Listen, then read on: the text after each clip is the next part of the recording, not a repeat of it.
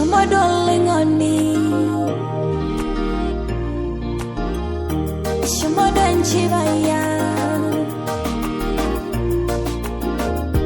Shoma domba wala Koredo yerinchoa Tenemurwa shulo yaltunani Nararu shuo yebaba Kagarungu yanga yesayenye Tebera ingulogo Nairobi Bawalai Rinjoai Shomo sere Rinjoai Shomo sere Anyoro lenga balai kanyo Shomo sere Mari hinencho lerai boiroye Shomo sere Kada mirama jogari ginaigara Shomo sere Kanyeli yore nimi yembabala Shomo sere Kaninge myote naranya gelesi ngo Shomo sere Shomo sere sere sere Shomo sere Shomo sere. Historia ya marehemu Lucas Ngenet Laizer leo tarehe 18 mwezi wa pili 2026. Kuzaliwa. Marehemu Lucas Ngenet Laizer alizaliwa mnamo tarehe 16 mwezi wa 4 mwaka 64 katika kijiji cha Lendikinya, kata Setoko, wilaya ya Monduli, mkoa wa Arusha, na ni mtoto wa pili kuzaliwa kwa uzao wa baba yake. Ubatizo.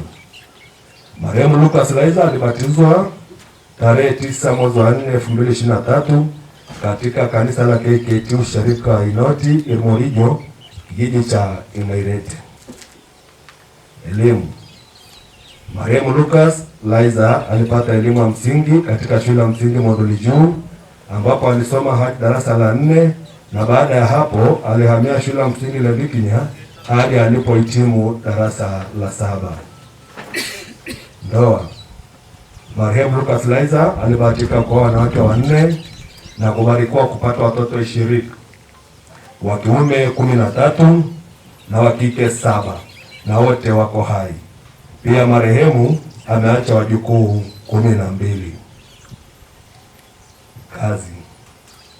Marehemu Lucas Laizer alikuwa mfugaji na mkulima, na pia alishika nyadhifa mbalimbali ndani ya jamii. Alikuwa mjumbe wa serikali ya kijiji cha Arkaria kwa miaka 10, na pia akawa mjumbe wa serikali ya kijiji cha Engaroji mpaka mauti ulipomkuta. Ugonjwa. Marehemu Lucas Laizer alianza kusumbuliwa na maradhi mwanzoni mwa mwaka 2023, ambapo alipata huduma za awali katika hospitali mbalimbali ikiwemo KCMC kwa Dr. Frank Karatu, Aga Khan Arusha, ACC Arusha, na baadaye hospitali ya NSK, ambapo aligundulika kuwa anasumbuliwa na maradhi ya saratani. Akaendelea kupata matibabu hapo hapo NSK, na hali ilipobadilika alihamishwa katika hospitali ya KCMC na baadaye kuruhusiwa kurudi nyumbani. Mnamo tarehe 12 mwezi wa pili muda wa saa 10 jioni, marehemu alizidiwa ghafla na kukimbizwa katika hospitali ya Kigongoni Mto Mbu. Aliendelea na matibabu hadi mauti ulipomfika mnamo tarehe 13 saa 1 asubuhi. Shukrani. Familia inapenda kutoa shukrani za dhati kwa ndugu, jamaa na marafiki pamoja na madaktari wa hospitali zote ambazo ndugu yetu alitibiwa. Tunapenda kuwashukuru viongozi wa kanisa la KKT kwa kumpatia ndugu yetu huduma za kiroho kwa muda wote bila kuchoka. Pia tunapenda kushukuru jamii kwa kuwa pamoja nasi tangu kipindi cha ugonjwa hadi wakati huu wa kumpumzisha ndugu yetu katika nyumba yake ya milele. Bwana ametoa na Bwana ametoa, jina la Bwana libarikiwe. Asalamu alaykum. Kwa majina mimi naitwa wakili Shabibu Mruma, nilikuwa ni wakili wa marehemu lakini pia rafiki wa marehemu. Mzungumzaji wa mwisho kama alivyotoka kuwapa majukumu viongozi aliyowataja wahakikishe maeneo ya marehemu yanakuwa salama, mimi nilikuwa kwa mara ya kwanza nimefahamiana na marehemu alikuwa na kesi. na kesi hiyo ilikuwa inahusu eneo hili, lakini Mungu alisaidia ikaisha salama. Na marehemu mara ya mwisho alinipigia simu akaniambia kuna maeneo amenunua Simanjiro, atakuja ofisini kurasimisha mikataba yake. Nadhani alipata matatizo ya ugonjwa, hakuweza kufanikisha hilo. Kwa hivyo ni wajibu wenu familia kufuatilia, kuhakikisha ile mikataba yote marehemu aliyoingia ya kununua maeneo yake mnaipeleka kulipia mapato ya serikali, ili mikataba ile iwe salama na iweze kuwa na nguvu ya kisheria. Mtakaposhindwa, naomba muwasiliane na mimi. Lakini pia sambamba na hilo, ninaomba kutoa rai kwa familia hii. Kwanza niwape pole sana kwa msiba mzito, lakini pia niwapongeze kwa namna mlivyopambana kuhakikisha mnapambania uhai wa marehemu ndugu yenu.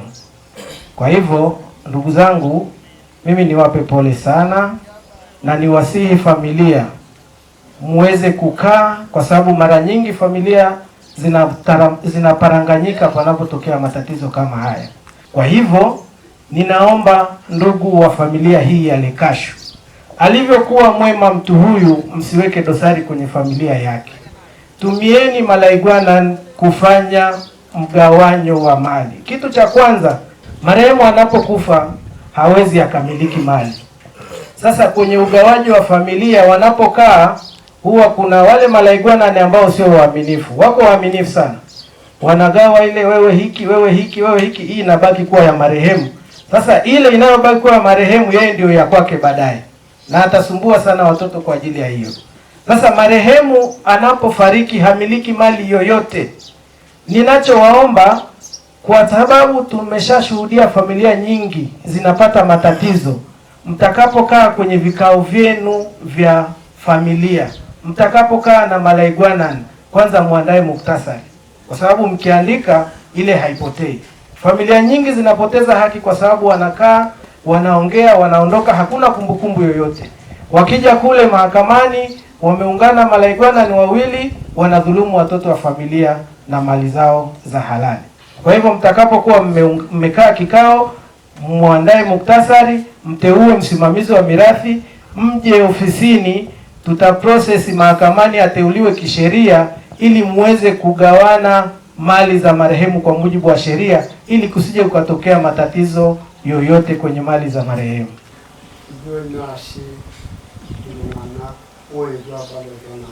Tunawashukuru wote mliokuja kufanyika msaada katika mji huu.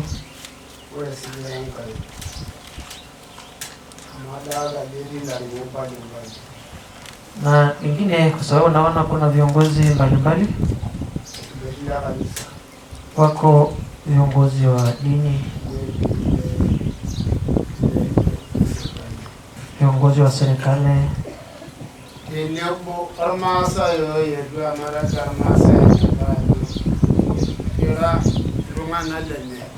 pamoja na watu wengi, halaiki nzima hiyo ambayo tunaona makili wanatambua kwamba wao ni watu wao.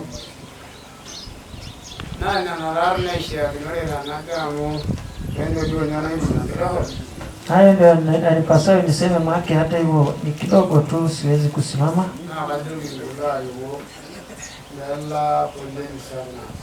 Viongozi nawapa poleni na asante kwa mahusia mliotupatia. Haya yote mliozungumza, ni matumaini yake kwamba yote yatatekeleza, hasa yale aliyosemwa na wakili yatafika.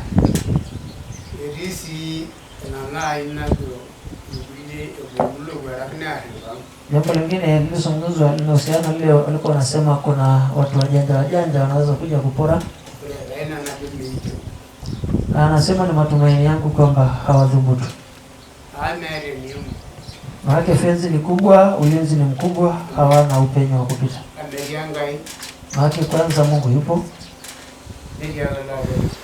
na wenye mji wapo.